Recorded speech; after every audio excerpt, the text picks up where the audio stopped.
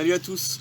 Donc vous avez vu la dernière vidéo où j'avais fait la plantation de mes tomates dans le potager.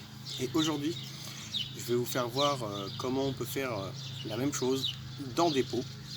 Tout simplement pour les gens qui n'ont pas accès à un potager mais qui ont une petite terrasse ou un balcon tout simplement. Et en plus, c'est quelque chose qui peut être très ludique pour les enfants. On va faire ça tous les deux à ma poule. Et puis je vais apprendre à faire des petites tomates dans les pots. Ouais.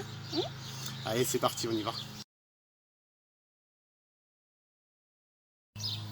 Donc pour réaliser tout ça, il va vous falloir des pots qui soient assez grands quand même.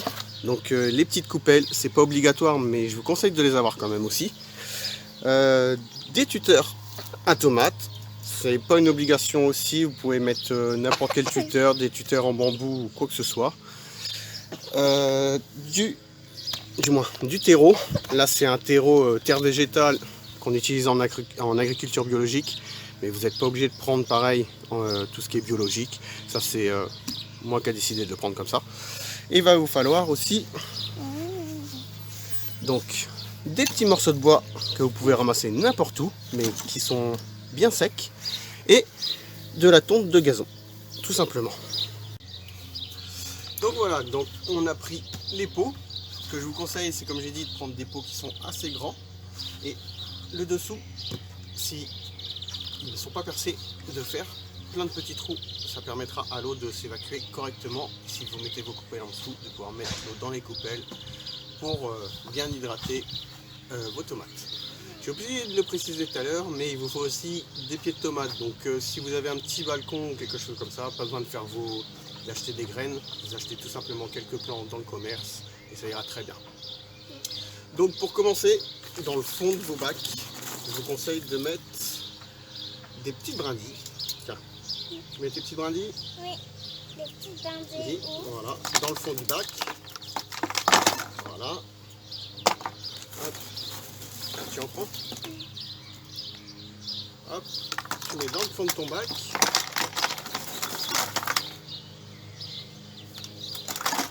Voilà. Hop, ça va permettre d'emmener du carbone, tout simplement. Essayez de choisir du bois plutôt mort, plutôt que du bois qui n'est pas encore décomposé ou ces choses-là. Le bois mort, ça va permettre d'emmener plein de petits champignons à l'intérieur et ça va favoriser la croissance de vos plantes et les protéger aussi un petit peu. Donc voilà, donc on épargne bien ça.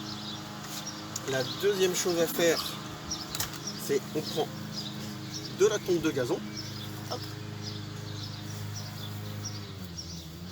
On en met dedans. Allez, prends-en ma poulette. C'est pas grave. Voilà. Hop. On l'aplatit correctement. Tout simplement. Hein. Tiens, hop, tu l'as bien aplati? Oui. Allez, aplatis-le. Voilà. On n'hésite pas, on met à peu près jusqu'à la moitié. Hop. Voilà ce qu'on peut retrouver à l'intérieur de la tonte de gazon.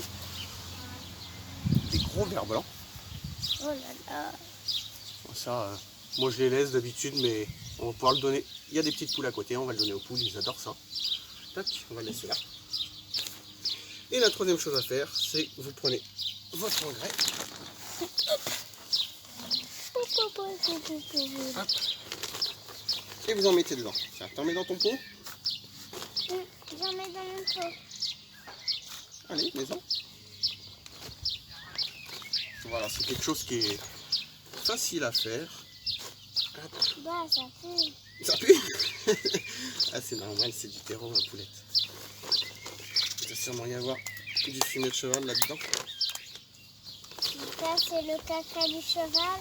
Non, c'est pas que le caca du cheval, il y a aussi de la terre, du compost, il y a un peu de tout là-dedans. Hop, allez, remplis ton petit pot si tu peux.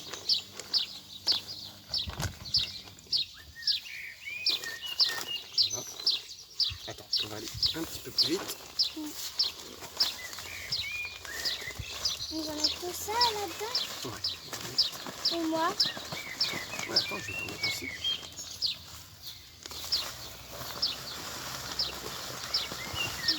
tiens, c'est tout chaud. Comment ça se fait que c'est chaud comme ça? Saute dedans s'il te plaît. Donc voilà, vous mettez votre terreau à l'intérieur. Vous aplatissez bien correctement. Oui, non, ça pique pas. Hop. Voilà. Donc les trois choses que vous avez déjà besoin, elles sont mises à l'intérieur. Donc ensuite, il va vous falloir votre tuteur à tomates. Vous venez bien ancrer dedans, parce que, à mon avis, ce sera pas super stable. Mais c'est pas trop grave pour l'instant.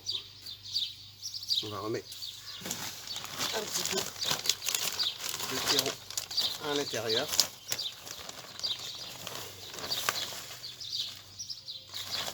Ils sont bien remplis.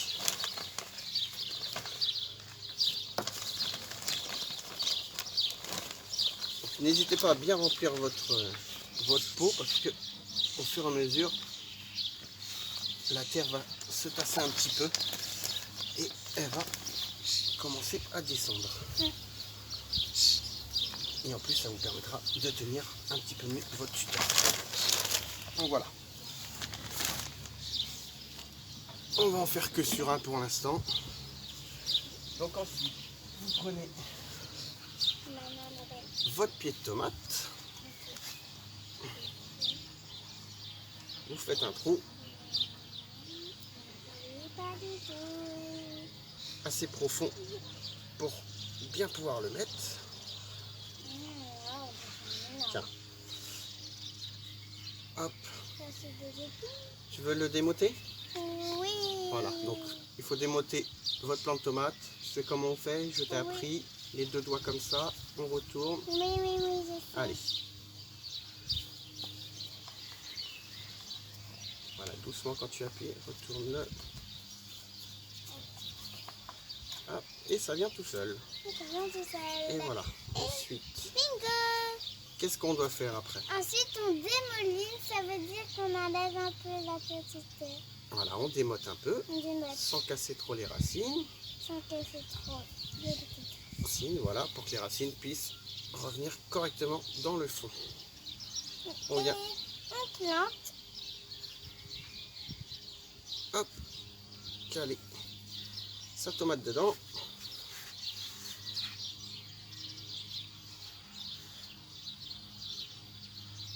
Et voilà.